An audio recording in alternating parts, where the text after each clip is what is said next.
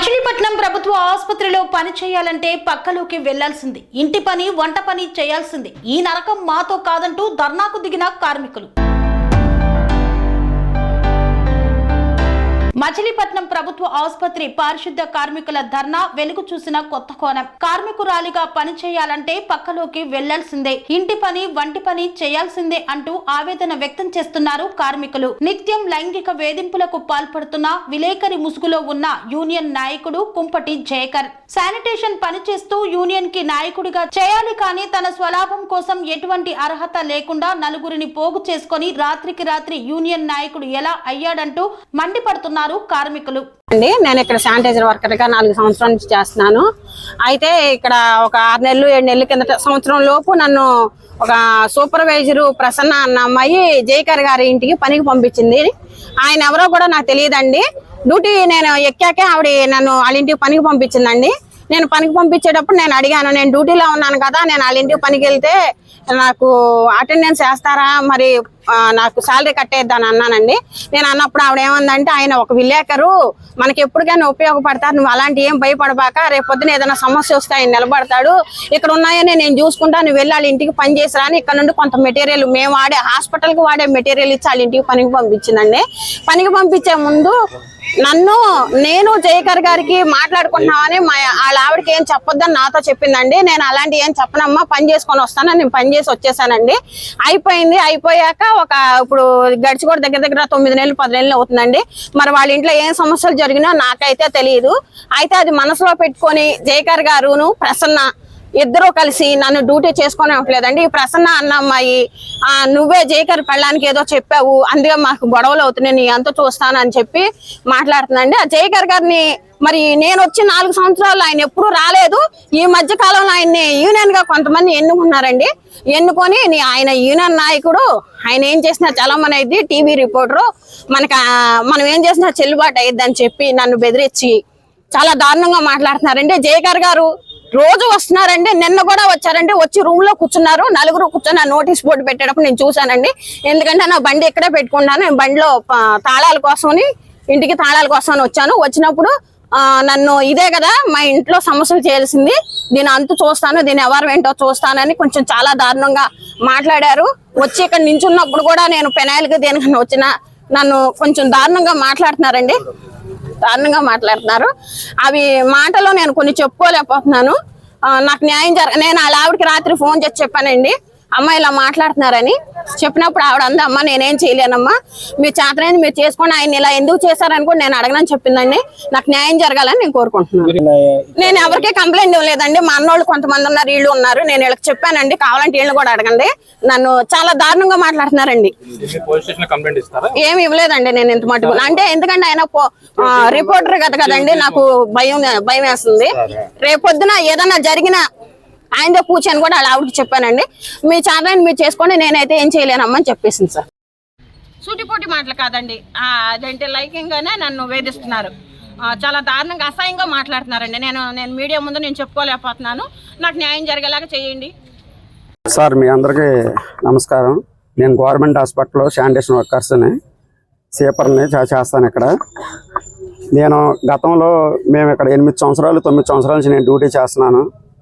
అయితే మన మెడికల్ కాలేజీలో ఓపెనింగ్ టైంలో వాషింగ్కి మమ్మల్ని ఒక 50 మందిని అక్కడికి క్లీన్ చేయడానికి పంపించారు.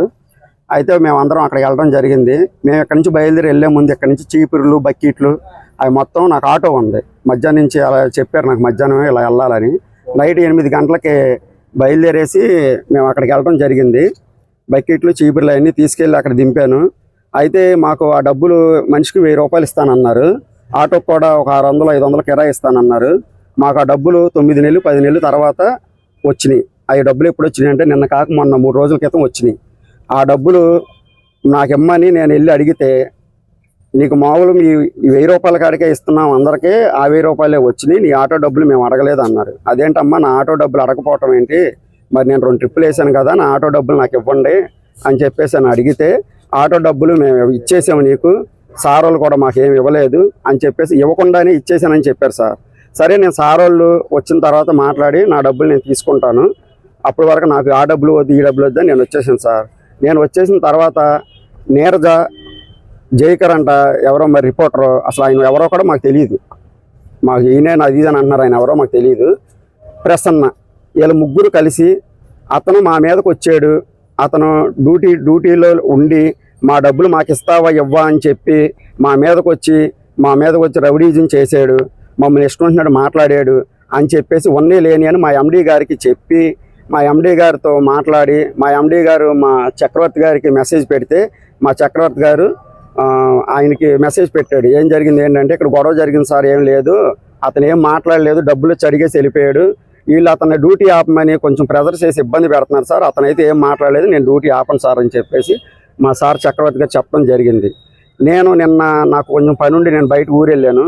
నేను ఈరోజు డ్యూటీకి వస్తే బోర్డు మీద ఇక్కడ అతన్ని డ్యూటీ ఆపేయాలని చెప్పి బోర్డు మీద ఇక్కడ పేరు రాశారు సార్. నేను సంతకం పెడతాండి, ఇక్కడ సూపర్వైజర్లో నువ్వు సంతకం పెట్టొద్దు, నిన్ను డ్యూటీ ఆపమన్నారు ఎండీ గారు, చక్రవర్తి గారు అని వీళ్ళందరూ నన్ను డ్యూటీ ఆగమని చెప్పడం జరిగింది సార్. నేనైతే వాళ్ళని ఏం అనలేదు. అతను రిపోర్టర్ జైకర్ అన్న అతను రూమ్లో నిన్న మధ్యాహ్నం ఇక్కడికి వచ్చి అసలు ఆ ఫనీ అన్నవాడిని మిమ్మల్ని డ్యూటీ ఆపమంటే మీరు ఎందుకు ఆపలేదు, ఆ బోర్డు మీద మీరు పేరు రాయాల్సిందే అని చెప్పి చక్రవర్తి గారిని ఇబ్బంది పెడితే చక్రవర్తి గారు ఆ బోర్డు మీద పేరు రాసి అక్కడ పెట్టడం జరిగింది. అతను రూమ్లో కూర్చుని డ్యూటీ ఆపేస్తే మగపిల్లలందరూ ఆగిపోతానన్నారంట కదా. మా వర్కర్లు ఏం తప్పు చేశారో చెప్పాలి. ఎందుకు ఆపారు ఆపిన వ్యక్తిని వెంటనే తీసుకోవాలి, దిగి రావాలి, ప్రజల దౌర్జన్యం ఆపాలి, తీసుకోవాలి, మా వర్కర్ని వెంటనే విధుల్లో తీసుకోవాలి, యాజమాన్యం దిగి రావాలి, వర్కర్ని వెంటనే విధుల్లోకి తీసుకోవాలి, తీసుకోవాలి, మా వర్కర్ని వెంటనే పనుల్లోకి తీసుకోవాలి, మా వర్కర్ని పనుల్లోకి వెంటనే సూపర్వైజర్ దౌర్జన్యం దిగి రావాలి, మా ఎండీ గారు దిగి రావాలి, మా యాజమాన్యం దిగి రావాలి, మా వర్కర్ని వెంటనే విధుల్లో దిగి రావాలి, మా యాజమాన్యం దిగి రావాలి. కన్స్ట్రక్షన్ రంగాలలో దశాబ్దపు అనుభవంతో కస్టమర్ల మరియు శ్రేయోభిలాషుల మన్ననలను నమ్మకాన్ని గెలుపొందిన సంస్థ విఆర్ఆర్ కన్స్ట్రక్షన్స్. నాణ్యతకు నమ్మకానికి మారుపేరు VRR constructions. Independent houses, apartments, villas అన్ని రకాల హంగులతో అలరించే అద్భుతమైన వెంచర్స్ తో పాటు అందరికీ అందుబాటు ధరలో సొంత ఇంటి కలను సాకారం చేసే నమ్మకమైన సంస్థ VRR constructions. Please visit VRR Constructions, Varatex Plaza near Radhika Theatre, ECL X Road, Hyderabad. Call to 9100885552, 9100885559.